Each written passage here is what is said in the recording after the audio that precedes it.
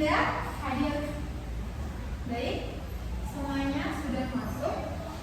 Anak-anak, adakah di antara kalian yang mempunyai tokoh idola atau tokoh inspirasi? Boleh tokoh terkenal atau figur sejarah yang mampu menginspirasi atau memotivasi kalian. Mungkin ada yang mau menjawab pertanyaan itu? Baik, untuk Salwa dipersilakan. Najwa Shihab. Baik, Najwa Shihab. Menurut Salwa, nilai-nilai apa yang sudah dimiliki oleh Najwa Shihab? Pintar banget, Bu. Pintar sekali, lalu Pintar sekali. Terus tegas, kritis.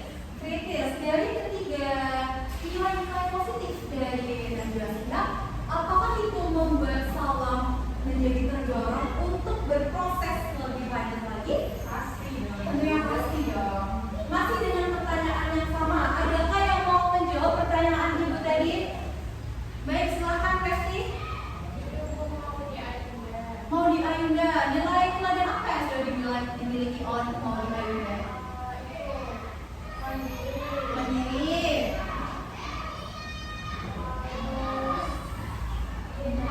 Pintar. Bisa nyanyi. Multi talent. Coba satu lagi, ibu mau dengar suara Ida. Oke.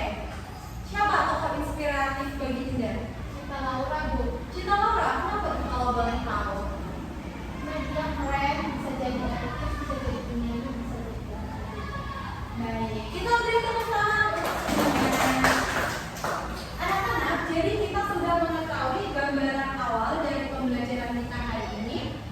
Dan ini berkaitan dengan tujuan pembelajaran kita hari ini, yaitu mampu menganalisis struktur teks biografi, kemudian mengidentifikasi kaidah kebahasaannya, dan mencari nilai-nilai teladan yang dimiliki oleh para tokoh inspirasi. Sebelum memasuki ke teori pembelajaran, Ibu akan menampilkan tayangan video singkat. Kita akan menyaksikan dengan sama-sama ya. Ayo, sebelum kita mulai menyaksikan, anak-anak, Ibu harap mempunyai catatan-catatan kecil berisi informasi-informasi penting dari nilai-nilai teladan yang berhasil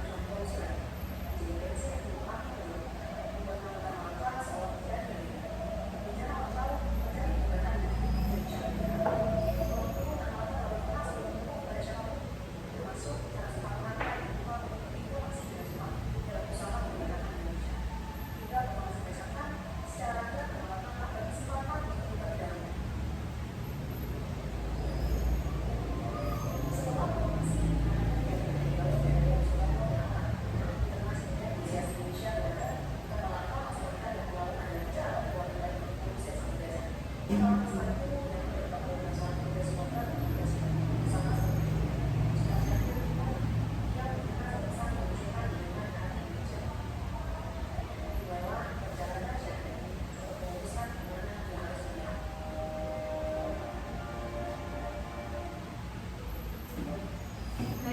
anak-anak, berdasarkan tayangan video yang sudah kita saksikan secara seksama, adakah yang mau menanggapi nilai-nilai teladan apa yang dimiliki oleh Tanalapa?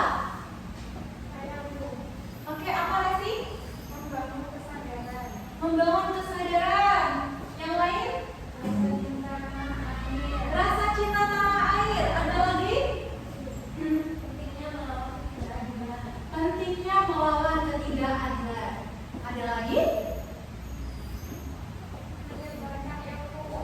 Menyebarkan ilmu. Baik, Ibu rasa sudah cukup ya. Selanjutnya kita akan mempelajari hakikat dari teks biografi. Teman-teman, adakah yang mau menjawab teks biografi itu apa sih? Apa sih teks biografi itu? Teks yang menjelaskan tentang tokoh. Teks yang menjelaskan tentang tokoh. Baik, kita simak slide selanjutnya. Teks biografi adalah teks yang berisi kisah dan riwayat hidup seseorang yang ditulis oleh orang lain. Jadi, penulisan teks biografi ini ditulis berdasarkan sudut pandang orang ketiga melalui sumber-sumber terpercaya dan akurat tentang tokoh yang ditulis. Biasanya teks biografi ini memberikan keteladanan atau inspirasi bagi pembaca melalui pembelajaran hidupnya. Dapat dimengerti? Selanjutnya, tujuan dari teks biografi adalah untuk menceritakan kehidupan seseorang, baik tokoh terkenal maupun figur bersejarah, mulai dari latar belakang keluarga, pendidikan, dan pengalaman hidupnya. Pengalaman hidup ini bisa mencakup progres suatu tokoh atau suatu figur dari jatuh, bangkit, sampai dia mencapai keberhasilan di masa mendatangnya.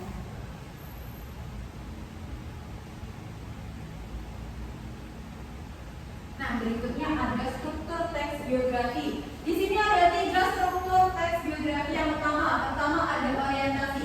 Siapa yang mau membantu Ibu menjawab struktur teks biografi orientasi itu berisi apa?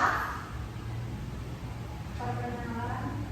Berisi perkenalan. Oke, benar salah. Jadi Ibu luruskan. Orientasi ini biasanya ada di bagian awal dari kerangka teks biografi. Bagian awal ini biasanya berisi informasi-informasi pribadi dari suatu tokoh atau figur sejarah. Seperti contohnya nama aslinya, tempat tanggal lahirnya, status pendidikannya, dan yang lain-lainnya. Kemudian yang kedua ada kejadian atau peristiwa penting. Nah, bagian ini berisi rangkaian peristiwa atau rangkaian kisah hidup suatu tokoh dan latar belakang peristiwa yang akan diceritakan. Nah, biasanya pada bagian ini tuh mencakup bagian cerita secara utuh, secara rinci. Jadi mulai dia berprogres, dia berperan sampai dia mendapatkan suatu pencapaiannya. Kemudian yang terakhir ada reorientasi. Reorientasi apa? Penutup. Tepat sekali. Reorientasi adalah bagian penutup atau bagian akhir dari teks biografi. Biasanya pada bagian ini berisi komentar atau simpulan dari keseluruhan cerita sebelumnya yang sudah diceritakan di poin kedua. Jadi pada bagian ini penulis atau yang kita sebut tadi orang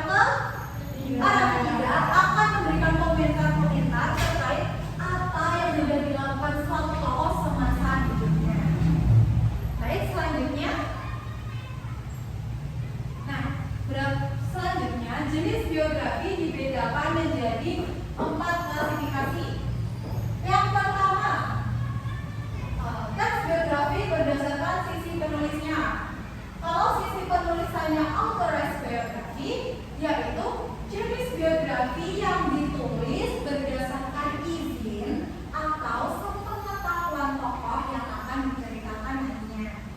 Berbeda dengan unauthorized biografi, yaitu jenis biografi yang ditulis atau diceritakan tentang kisah hidup orang atau tokoh yang sudah meninggal. Jadi pihak ketiga ketika menulis dia tidak membutuhkan izin, teman-teman. Selanjutnya teks biografi berdasarkan isi. Yang pertama ada biografi perjalanan karir. Biografi perjalanan karir berarti otomatis dia bercerita tentang karir, tentang lika-liku kehidupannya, tentang kisah perjalanan hidupnya, tentang bagaimana dia mencapai suatu keberhasilannya. Yang kedua ada biografi perjalanan hidup. Biografi perjalanan hidup berarti adalah jenis biografi yang menceritakan pengalaman kehidupan sehari-hari. Mungkin ada yang mau menambahkan? Baik, Ibu rasa sudah cukup. Yang ketiga, teks biografi berdasarkan penerbit. Di sini dibedakan menjadi dua, penerbitnya dari buku sendiri atau dari buku subsidi. Kalau penerbitnya dari buku sendiri, yaitu jenis biografi yang dicetak atau diterbitkan oleh penulisnya atau tokoh itu sendiri dengan menggunakan biaya produksi dari individu tersebut. Yang kedua, buku subsidi adalah jenis teks biografi yang diterbitkan atau dipublikasikan namun didukung dengan sponsor. Yang terakhir adalah teks biografi berdasarkan persoalan yang dibahas. Di sini ada 3 persoalan utama, yaitu politik, intelektual, dan jurnalisme. Selanjutnya adalah kaidah kebahasaan. Di sini ada 6 kaidah kebahasaan yang biasanya digunakan saat kita menulis teks biografi. Yang pertama ada kata pronomina. Siapa yang tahu kata pronomina itu apa? Kata ganti. Oke, kata pronomina adalah kata ganti orang. Biasanya ditunjukkan dalam kata dia, mereka, ia, beliau, ya, atau tidak. Contoh, saya akan menulis biografi dari Soekarno, maka saya akan menyebut langsung namanya Soekarno, seperti itu. Yang kedua ada kata kerja tindakan. Jadi menjelaskan kegiatan yang dilakukan oleh tokoh. Contohnya kegiatan belajar, bekerja, apalagi ya mungkin kata kerja tindakan, menulis dan sebagainya. Yang ketiga ada kata sifat. Jadi kata sifat ini menggambarkan karakteristik suatu tokoh. Contoh kata sifat dalam teks biografi ini biasanya seperti pintar, jujur, cerdik, disiplin, dibawa, dan sebagainya yang menjelaskan sifat atau watak dari suatu tokoh yang diceritakan.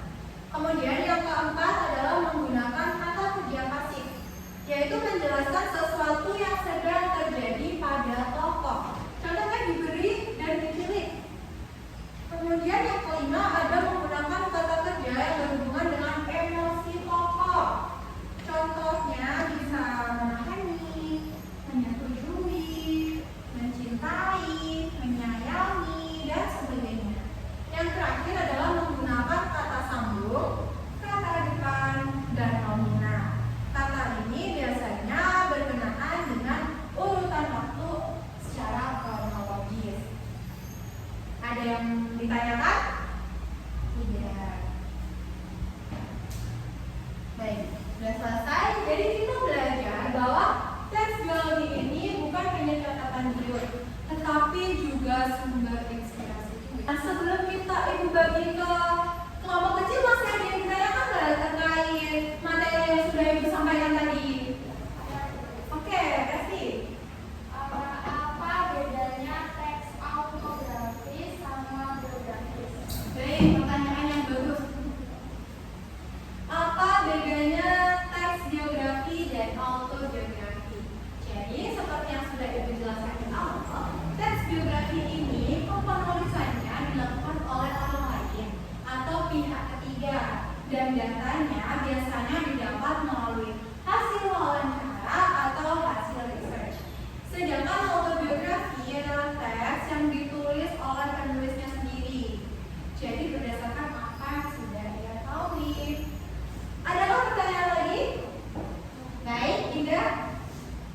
biografi itu sama dengan sejarah pribadi ya?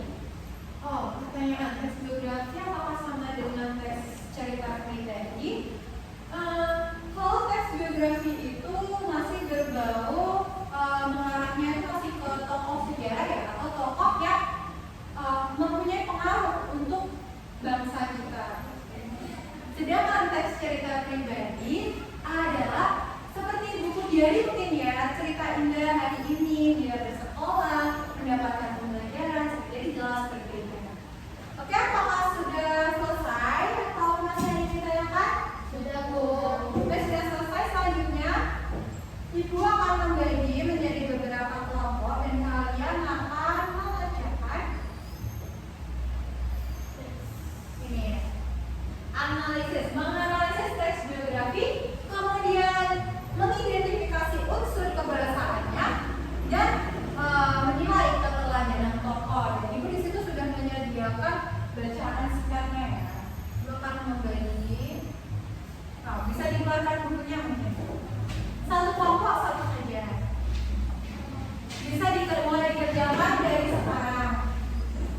Jika tidak paham nanti bisa mulai bertanya ya, mengacungkan tangan. Baik Bu. Ya. Berapa menit Bu? Berapa menit? 5 menit cukup nggak 5 menit? Nah, cukup. Baik, Ibu kasih 10 menit. Oke. Ya.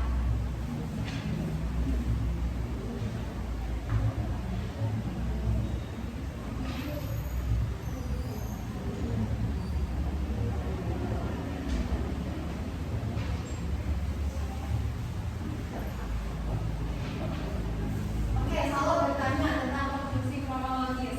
Konvensi kronologis itu biasanya berkenaan dengan urutan waktu ya, seperti mungkin selanjutnya, berikutnya, dan seterusnya. Baik, bisa dilanjutkan. Terima kasih Bu Putri. Iya.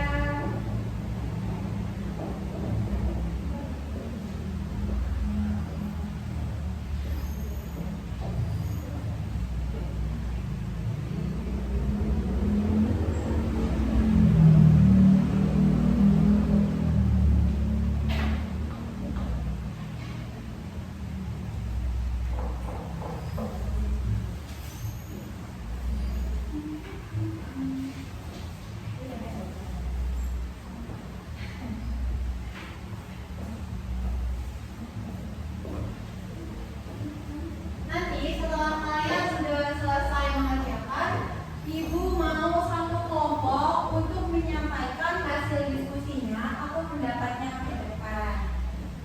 Jadi harus diselesaikan. Oke Bu.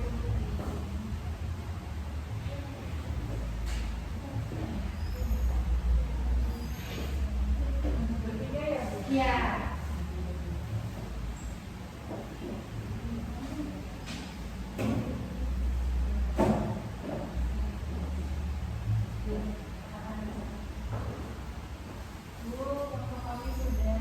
Oke, kelompok satu sepertinya sudah selesai. Apakah sudah siap untuk dipresentasikan? Sudah.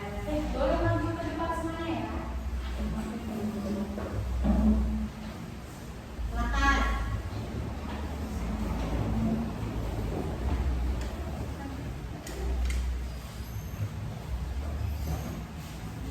Baik, mungkin dapat diperkenalkan dulu anggota kelompoknya. Perkenalkan, kami dari kelompok 1. Di sini kami bertiga, ada saya Sawa, dan Saya Devi. Saya Resti. Hai. biasanya kami mempresentasikan hasil diskusi kelompok tadi. Yang lainnya harus menyimak ya. Jadi dari teks sama tadi, orientasi yang kami dapat itu, Malaka lahir di Pangandaran, Sumatera Barat.